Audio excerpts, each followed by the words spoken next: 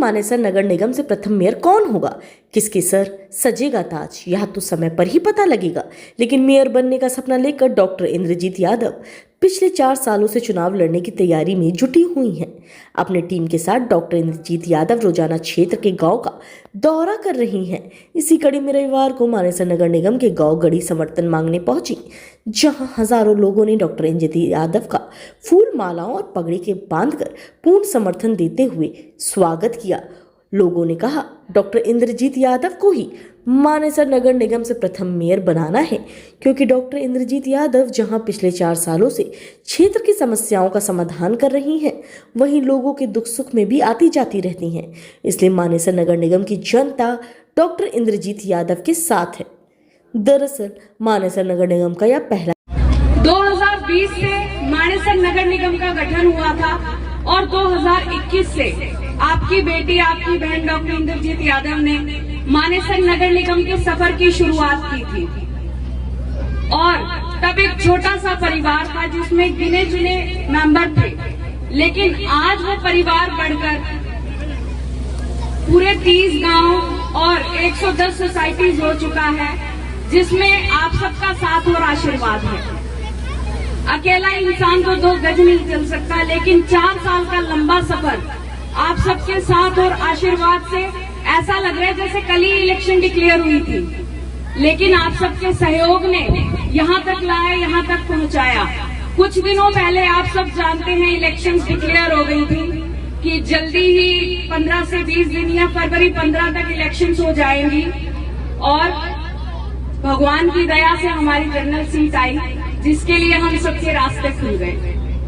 और 4 साल से आप सबके साथ हूँ, आपके दुख सुख में मैं खड़ी हूँ और मेरे दुख सुख में आप सब मेरे साथ खड़े हैं। और पूरी निष्ठा और समर्पण भाव से मैं आप सबसे ये कहना चाहूंगी कि मैं 24 साल आप सबके साथ हर दुख सुख में, हर कार्य में, अपने मानेसर नगर निगम के क्षेत्र के विकास के कार्य में आप सबके साथ हर कदम पे खड़ी हूँ। और अभी पिछले 1 हफ्ते से मैं आपके बीच में थी, आपके गांव गढ़ी में, मेरे गांव गढ़ी में, क्योंकि हयातपुर और गढ़ी पड़ोसी हैं। हम भी जानते हैं कि जब हमें कोई तकलीफ होती है या कुछ खुशी का संदेश होता है तो पहले पड़ोसी आते हैं। तो पड़ोसी होने के नाते आपका और हमारा एक गहरा रिश्ता है, जो आप सबने आज साबित भी कर दिया, जो आप सब यहाँ पर पहुंचे और मुझे आशीर्वाद दिया। इस पड़ोसी के रिश्ते को निभाइएगा जरूर, क्योंकि 4 साल हो गए आपके साथ और ऐसा नहीं लगता कि आप मुझसे अलग हैं, एक परिवार का हिस्सा लगते हैं। और ज्यादा समय नहीं लूंगी, आप सबका थोड़ा सा मन भावुक हो गया।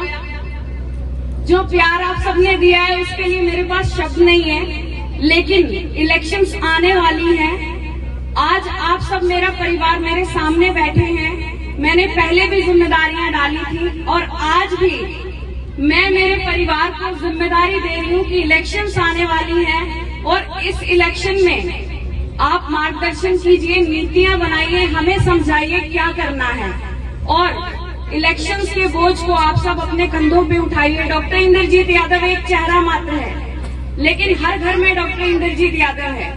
जो यहाँ चुनाव है, मानेसर नगर निगम में 30 गांव और 110 से ज्यादा सोसाइटी आती हैं।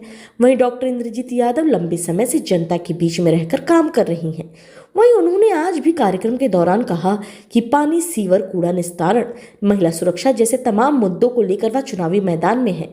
साथ ही उन्होंने लोगों को आश्वासन दिया कि वह तमाम समस्याओं से निजात दिलाने का काम करेंगी।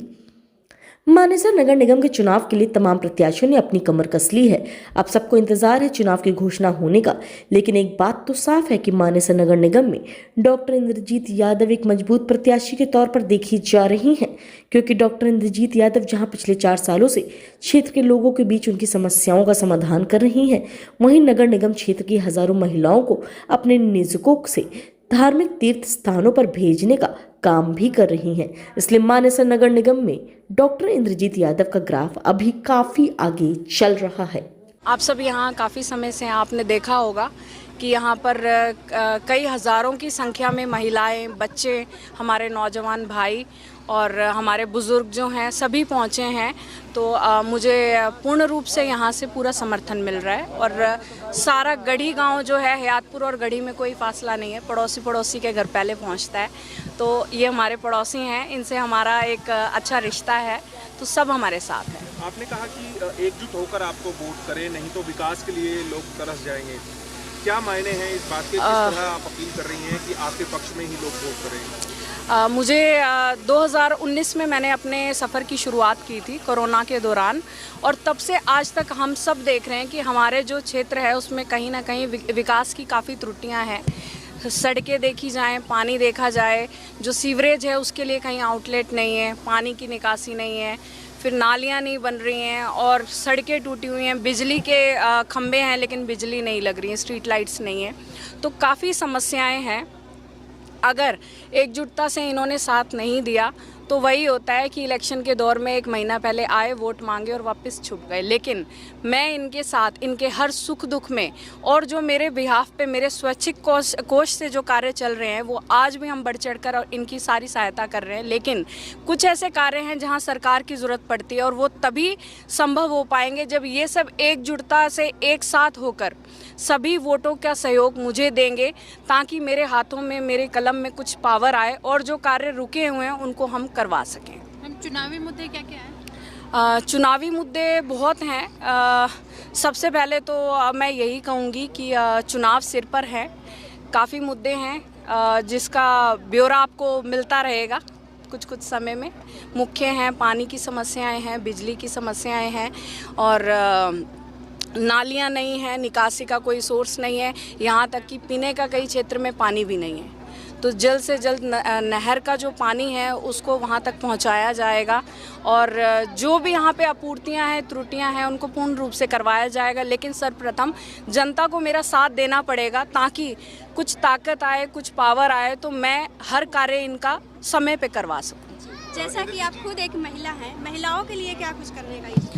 सर्वप्रथम तो हमारे घर में भी आपने देखा होगा, जो हमारी माताएं हैं, बहनें हैं, अभी तो जो हमारी अब की पीढ़ी है वो पढ़ी लिखी है, बाहर काम के लिए निकल रही है, लेकिन जो बुज़ुर्ग हैं उनको कार्य के लिए 10 रुपये भी अगर चाहिए तो उनको अपने बच्चों से या अपने हस्बैंड से डिपेंड रहना पड़ता है। तो सर्वप्रथम तो मेरी कोशिश रहेगी कि जो विधवाएँ हैं और जो बुज़ुर्ग हैं उन सबकी पेंशन लगवाई जाए, क्योंकि कई हद तक ऐसी महिलाएं हैं जिनकी पेंशन नहीं है बिल्कुल भी, जबकि वो उस चीज़ की हकदार हैं।